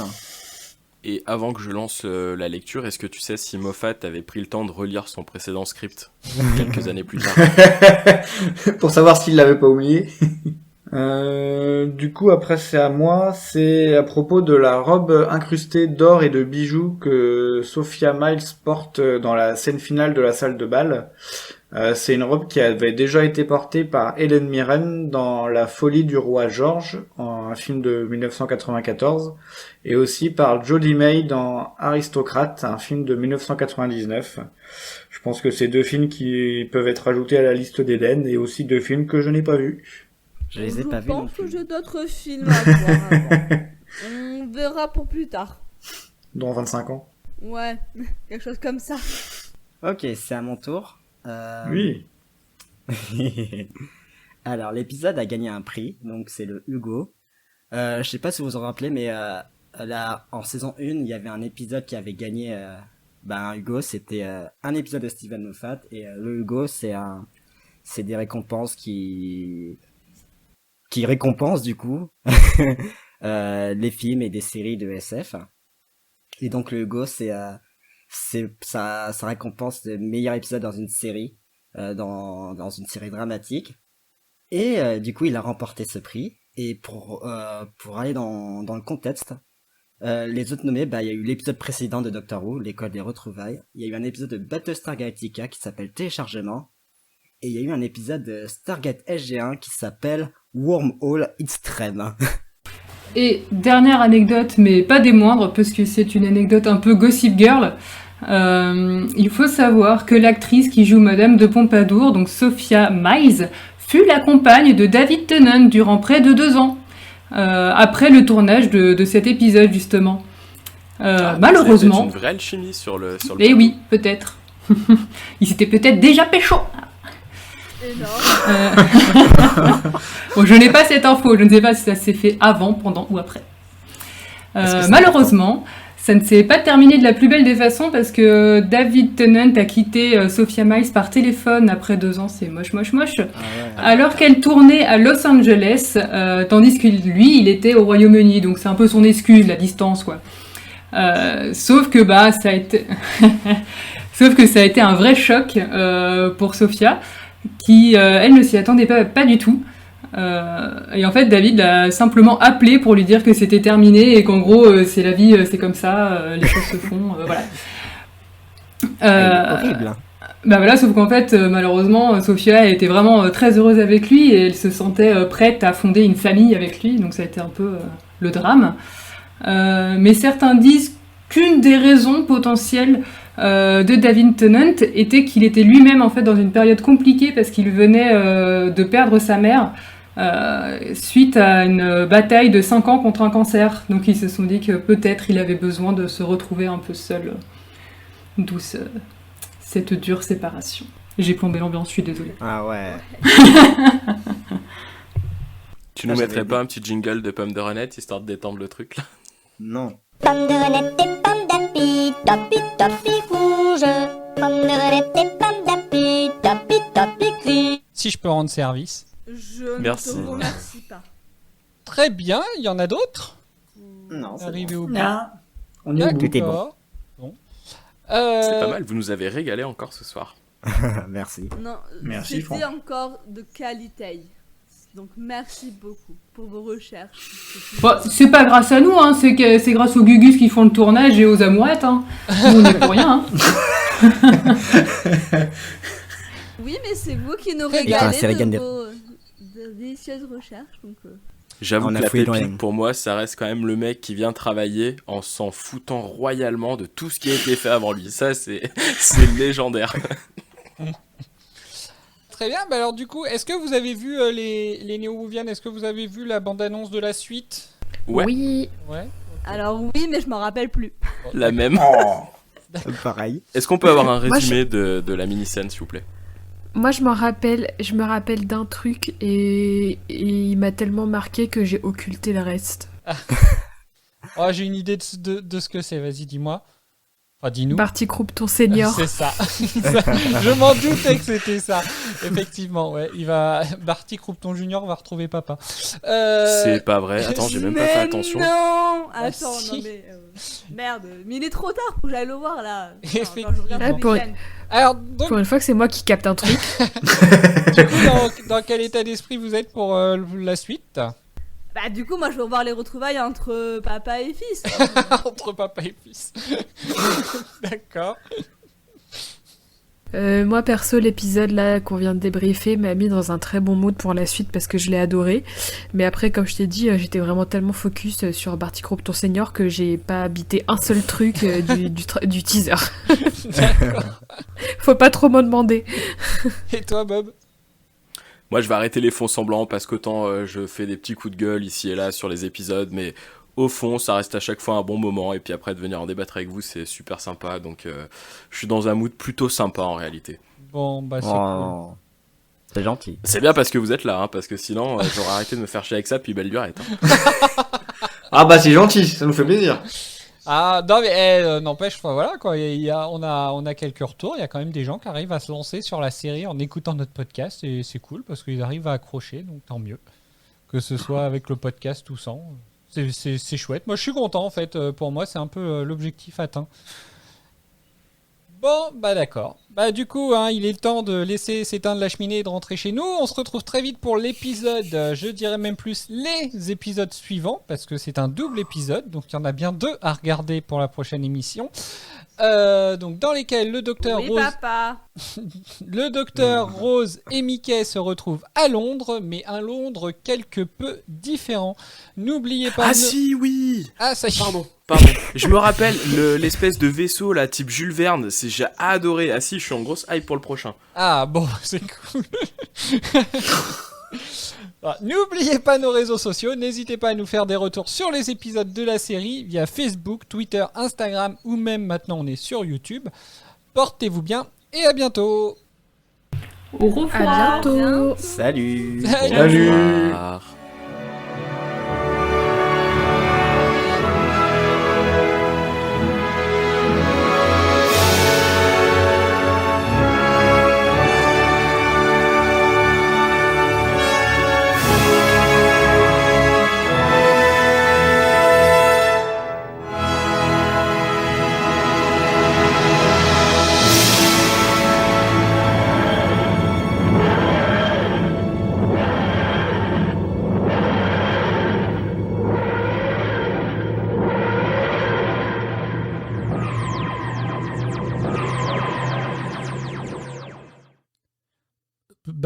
Bah du coup je suis encore là en fait. Je voulais m'assurer d'un truc auprès de vous tous. En fait je voulais être sûr que vous l'ayez vraiment, mais vraiment bien dans la tête en fait. Pomme de renette et pomme d'api, tapi tapi rouge. Pomme de renette et pomme d'api, tapi tapi gris.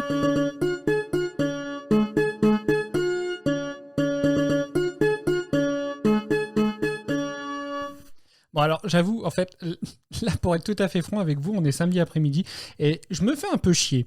Donc en gros je me suis amusé à faire des recherches et puis je voulais à tout prix vous faire un post générique assez relou.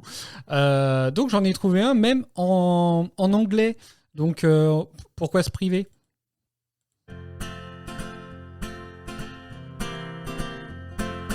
Pomme de renette et pomme d'api, tapi, oui, là je sais, c'est pas de l'anglais. Pomme de renette et pomme d'api, tapi, tapi gris. Meet Granny Smith and Pink Lady, apple, apple party. Meet Granny Smith and Pink Lady, they are so yummy. Pomme de renette et pomme d'api, petit tapis rouge. Pomme de renette et pomme d'api, petit tapis gris. Bon allez, pour me faire pardonner, je vais quand même vous faire écouter une version que j'ai trouvée presque sympa. C'est chanté par Thomas Dezer et ça a été fait en fait au moment de sa vidéo avec Amixem. C'était « On a détruit votre enfance, désolé ». Mais en fait, je trouve que cette version s'écoute vachement bien. Et en vrai, allez, je vous laisse là-dessus. Salut! Pomme de renette et pomme d'api. Oh waouh! Ah tu dis tapi, tapi, tapi, tapi rouge. Oh wow! Pomme de renette et pomme d'api. Okay. Tapi, tapi, tapi, tapi gris. Oh, pomme de renette et pomme d'api. Tapi, tapi rouge. Pomme de renette et pomme d'api. Tapi, tapi gris. Oh, pomme de renette et pomme d'api. Tapi, tapi rouge. Pomme de renette et pomme d'api. Tapi, tapi gris. Pomme de renette et pomme d'api. Tapi, tapi, tapi. Pomme de renette et pomme d'api. Tapi, tapi, tapi. Y'avait qu'une couleur à dire et vous l'avez pas dit. Alors recommencer, c'est parti. Et pomme de renette et pomme d'api. Pomme de renette et pomme d'api. Tapi, tapi, rouge. Pomme de renette et pomme d'api. Tapi, tapi, gris. Pomme de renette et pomme d'api. Tapi, tapi, rouge. Pomme de renette et pomme d'api. Tapi, tapi, gris.